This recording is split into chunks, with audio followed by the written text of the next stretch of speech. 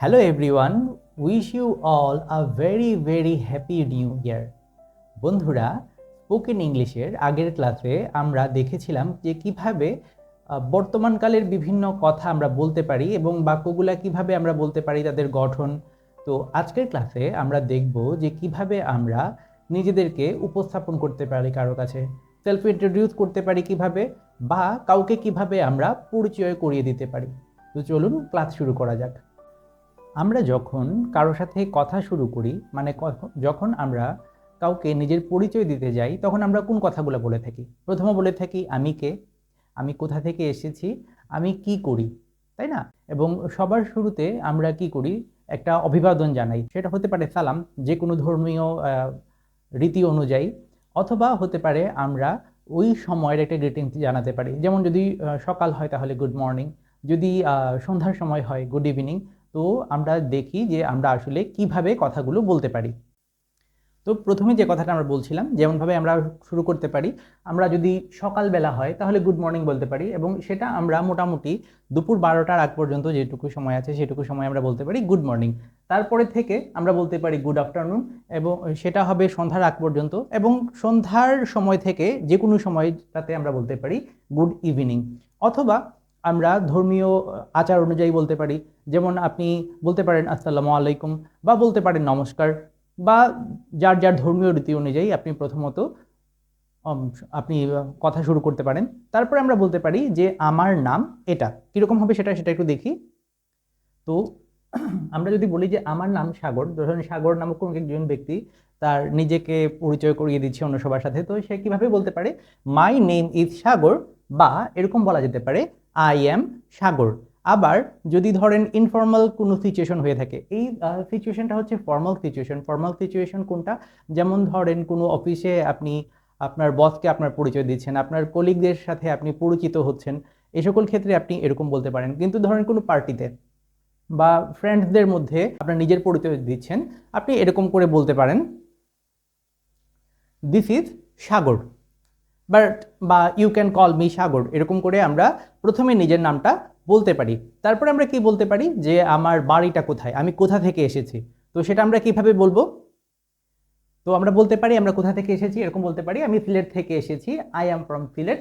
বা আমরা বলতে পারি আমি সিলেটে বসবাস করি বা বাস করি, আই লিভ ইন সিলেট।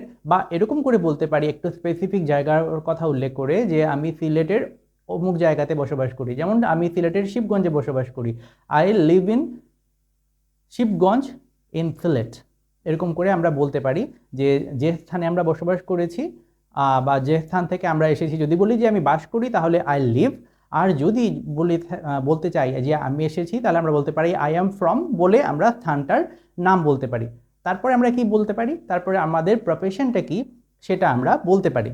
তো যেমন আমরা কি বলতে পারি, আমি একজন শিক্ষক, আমি এখানে লিখলাম। তো আমরা এভাবে বলতে পারি আই অ্যাম আ টিচার। প্রথমে আই অ্যাম আমি হই, তারপরে হচ্ছে সে প্রফেশনটার নাম। তো আমি এখানে কি দিলাম, আই অ্যাম আ টিচার। যদি বলতে চাই আমি একজন ছাত্র বা ছাত্রী, আমরা এভাবে বলতে পারি আই অ্যাম এ, এখানে টিচারের জায়গায় আমরা বসিয়ে দিব স্টুডেন্ট, এখানে ছাত্র বা ছাত্রী উভয়টাই বুঝাবে। বা আমরা বলতে পারি আমি একজন চাকরিজীবী, I am a service holder. বলতে পারেন আমি একজন police officer, I am a police officer. বলতে পারেন আমি একজন ব্যবসায়ী, আই অ্যাম আ বিজনেসম্যান। বা যেমন ধরেন আপনার ব্যবসা হচ্ছে কাপড়ের ব্যবসা, দর্জি আপনি একজন, তো বলতে পারেন আই অ্যাম আ টেইলর। তো এভাবে আমরা কি করতে পারি যে পেশার নামটা আমরা আই এম এ বলে তারপরে পেশার নামটা আমরা বসাতে পারি। আচ্ছা, তো তারপরে আমরা যেটা করতে পারি, আমাদের কাজের একটু বর্ণনা আমরা এখানে দিতে পারি। যেমন এখানে দেয়া আছে কি আমি এক্স কলেজে ইংরেজি পড়াই, তার মানে এই যে ব্যক্তি উনি কথাটা বলেছেন, তাহলে আমরা এভাবে বলতে পারি I teach English in x college. এখানে আমরা কি কি করলাম, উনি কি কাজটা করেন এবং কোন প্রতিষ্ঠানে করেন সেটা উল্লেখ করে দিলাম। তো ঠিক একইভাবে যদি কোনো স্টুডেন্ট বলতে চায় যে আমি অমুক কলেজে একাদশ শ্রেণীতে পড়ি বা দ্বাদশ শ্রেণীতে পড়ি, আমরা কিভাবে বলতে পারি, এভাবে বলতে পারি I read in class 11 in ABC college. বা কোনো একজন ধরেন চাকুরিজীবী, উনি যদি বলেন যে এমন একটা কোম্পানিতে আমি অফিসার হিসেবে আছি, কিভাবে বলতে পারি I work as a officer in XYZ company. তো এভাবে আমরা যখন নিজের পরিচয় দিব, প্রথমে নিজের নাম, তারপরে কোথা থেকে আমি এসেছি, আমার বর্তমান প্রফেশনটা কি, আমার কাজ কী রকম, আমরা সেগুলা বলতে পারি। এবার আমরা একটু দেখি যে আমরা যদি চাই কাউকে পরিচয় করিয়ে যেতে কারোর সাথে, তো সেটা আমরা কিভাবে বলতে পারি। তো যখন আমরা কাউকে পরিচয় করে দিব কারোর সাথে, ধরেন আমার কোনো একজন বন্ধু আছে যার নাম হচ্ছে আসিফ, সে আমার শৈশবের বন্ধু, তাকে আমি সবার সাথে পরিচয় করিয়ে দিচ্ছি, তখন আমি কি কি বলতে পারি?